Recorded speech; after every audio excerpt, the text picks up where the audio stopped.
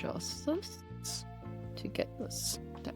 Okay, so welcome to the new video, and this is a very interesting video that I'm going to be doing. Just to start off, I just want to say, let me say this clearly. Design is not art. Simply because unless you're solely designing for yourself, then the function of design isn't for the purpose of self-expression. It's for the purpose of problem solving. Simple as that. And I know many will be very heated by this statement, but this is true because you're meant to help a client solve the problem that they're seeking your services for.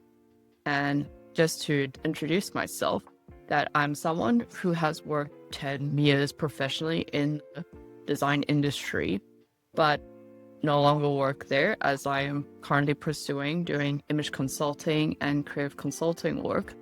But the core principles of design still stay with me when I'm consulting in my work. So this video isn't about subjectivity, preferences, but it's mostly about showing based on visual analysis and why your visual branding might not be working for you, and using design theory and just to show what separates design from a strong identity to a cliche one. By cliche, I mean something that is quite mediocre, that doesn't stand out from the thousands of logos that you will see daily, at least on social media or any types of commercials that you see. So to start off with, we have the first principle, which is good design lives within the details. What do I mean by that? Is that many people tend to underestimate the importance of little details that may seem minute but plays a huge significant role. So just to state that strong visual branding isn't just attention grabbing, but it's all about refinement in the details. The kerning between the letters, the contrast between the font weights, meaning like the thicks and thins when you specifically describing a serif font. So just to show here, and also the alignment of the visual element. And this is the difference of when mediocre branding comes in, is that mediocre branding often picks the default typography or trendy elements. Like think of squiggly typefaces, rat green, and the Olivia Rodrigo sour purple. Like with those elements all together, you would automatically think of Gen Z branding, or at least in the 2020 era per se. Whereas in the 2010s, there's the millennial pink. So that's just an example right there. And it's often because many brands want to capitalize on what the younger generation are seeking to see, just to make it much more attention grabbing and also cultivate their next market into buying their products. So that's just right there. And a lot of these very trendy elements often lead to short-term gains and neglect the long-term subtleties and also the meaning of what makes it truly polished. And if you ever look at the design and thought, it seems fine in theory, but something just doesn't feel right, chances are the details are not there or is missing. So we have the next one. There's a very big misunderstanding between branding and visual identity. So this is a huge common misunderstanding, especially people who are not very familiar with graphic design and marketing. The big difference is that branding is about the public's perception of the business, of the message, the tone, your values, and what you stand for, and how the audience perceive you. Whereas the visual identity or the logos, it's like the visual language that supports those messages, those values, that perception through logo, color, typefaces, layout, etc. And this is a very big important thing just for people to recognize, is that if you are not clear about your message, the visuals will often fall short because it will lead to feeling generic disconnected and inconsistent, the audience or your customers will feel it. The third concept is concept always comes before style. A good visual identity often comes with a clear concept before you even start sketching. Meaning you have to ask yourself, first and foremost, who are your customers? Who are your audience? What does this brand stand for? And what is the core idea that you want to communicate and be perceived as? Meaning, if you can't even, just imagine, you just happen to meet an investor in an elevator and you only have a few minutes just to pitch your company to them. If you can't even get your message down, at least within 2 to 3 sentences, 9 times out of 10, you're going to lose people of what your company stands for. Because this will lead to the style of the visual branding being very surface level and confusing. You're becoming very open-ended instead of narrowing on to the idea of your core message. In the end, it's like becoming a candy shop with so many options at your disposal because you simply pick something because you just happen to like the color of the month, the trend of the current season or of the year. Just as I was mentioning about the sour purple and the bright green colors that people will just naturally will lean upon. And it doesn't give a very strong conviction to your audience of what you stand for, let alone to others.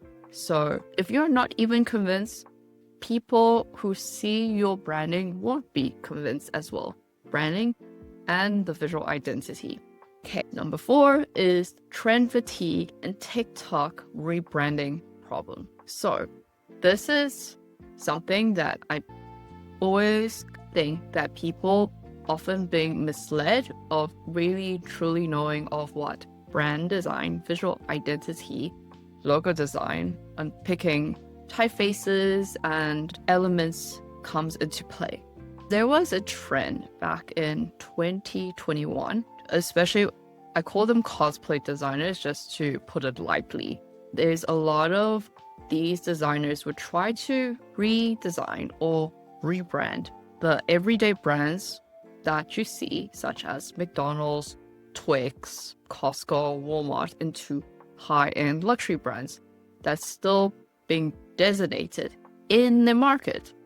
So just imagine of the context of turning McDonald's into a black and white color scheme with Chanel style monogram. It's not to say that the customer who goes to these everyday brands or to purchase from them don't want something that is of quality or don't want the high-end luxury experience. What is missing is that you basically copy and pasting of the signatures of high-end luxury design identity, as I was mentioning, black and white for Chanel and the monogram into McDonald's will not work. These rebrand challenges, it's created to be entertaining for views because a lot of these describes what non-designers think what luxury really stand for. Most of these designers, cosplay designers, are just borrowing signature visuals from high-end luxury brands like the Chanel's, the Saint Laurent, without doing any understanding of or even explaining why these brands look the way they do. Based on color psychology and the visuals, the black and white and the sharp edges makes the brand look very sterile and very uninviting to the customer, especially in the fast food chain industry, because what the customers want to feel enticed, especially picking which fast food places to eat, is something that is appetizing and unintimidating to make and help the brand to making profit for these company. And the last thing, especially for fast food industry and in a company, is to feel sterile and uninviting. And this is what I meant by cosplaying. Real design solve problems, real problems. And it needs to consider the whole picture, not just what looks subjectively pleasing. You have to consider the audience, the market, the senses, the purpose and tone when you are designing. The design cosplay might get the likes, but it's not applicable when it comes to the company's stocks are at risk. The fifth one that I want to mention about is about effortless doesn't mean lazy. Great brands that we recognize just from the simple logo are like the McDonald's, the Apple logo, even Microsoft and Nike. These branding often makes the customer think it's a perfect fit for what this brand stands for. But effortless doesn't mean it's easy, because it's rarely accomplished by anyone who attempts to do it. Simply because this type of simplicity comes from design precision, not laziness. When your design feels overworked and crammed with trendy elements, or trying too hard to be clever with a lot of design gimmicks, it's trying too hard to grab attention from customers. And oftentimes we know, based on psychology, when people try too hard to look impressive, it often in the end repels people. The same ideology, the same things in theory plays into design. So you don't need to pull out every visual trick out of the book to grab your audience's attention. It's all about clarity, purpose, and balance. As my graphic design professor in typography will say to us, it's like putting lipstick on a duck. No matter how you try to make it look beautiful, it's still a duck at the end of the day. So in other words, if it's not working, it's best to start from scratch or fresh.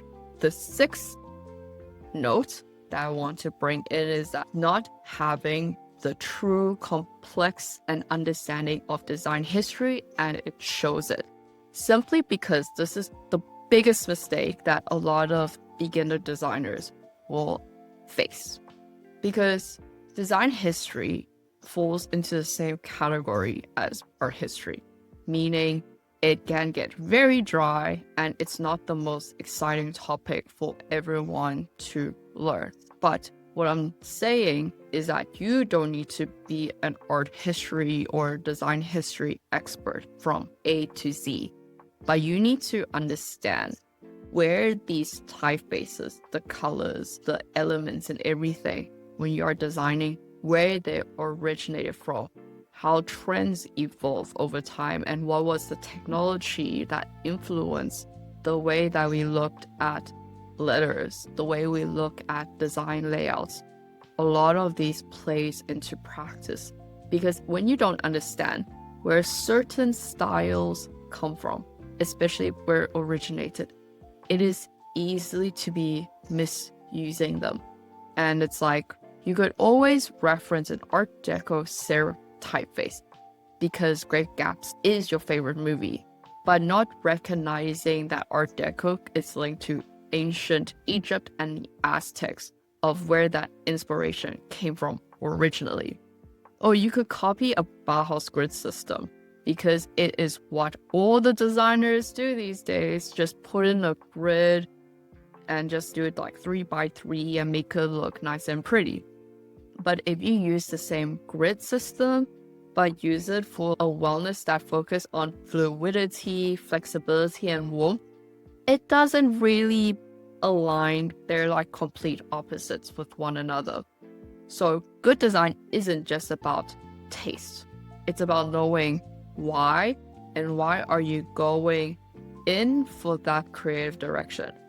Why you decide as a designer in your creative direction to choose one design over the other, one typeface over the other, one color over the other. Style without context is just simply decoration without purpose. And before I state my last suggestion, if this branding, visual tips, everything of that nature resonates with you, feel free to give it a like, because I would love to share more about my visual analysis and breakdowns and all things design, beauty, and presence. So if you like all of that, a like, comment just gives me the thumbs up of doing more of these videos. Last but not least, design does not equate to art, as I simply state at the beginning of the video. Because when you are designing just for the sake of your own personal self-expression, you are tiptoeing more into the art category. Art in itself, it's a beautiful thing. It's your own personal self-expression. It's a message that you want to share to the world. Whereas design is structured communication in any form of context in any industry. Because it's not about how you feel about the brand. It's how the message is going to be received by the public. Because at the end of the day, customers and the audience of the company are the ones who are going to choose and decide where they're going to buy the items from. And this is why good branding isn't about subjectivity. There are objective foundations in terms of typography theory, color theory, and simple design rules. These are tools that are used to build trust and recognition. You may be questioning why sometimes many well-known designers do break these rules to be very provocative.